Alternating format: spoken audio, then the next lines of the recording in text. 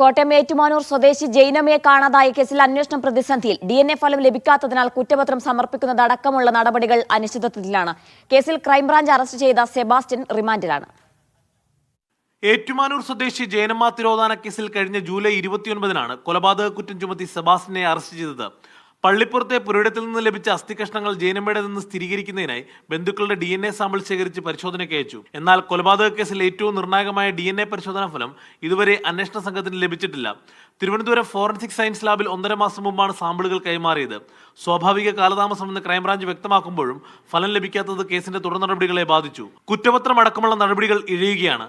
അതേസമയം പ്രതി സെബാസിന്റെ ചേർത്തലയിലെ വീട്ടിൽ നിന്ന് ലഭിച്ച രക്തക്കറ ജൈനമ്മയുടെ നിന്ന് സ്ഥിരീകരിക്കുന്ന പരിശോധനാ ഫലം നേരത്തെ ലഭിച്ചിരുന്നു. പ്രതിയെ 20 ദിവസത്തോളം കസ്റ്റഡിയിൽ ചോദ്യം ചെയ്തിട്ടും കാര്യമായ വിവരങ്ങൾ അന്വേഷണ സംഘത്തിന് ലഭിച്ചിരുന്നില്ല.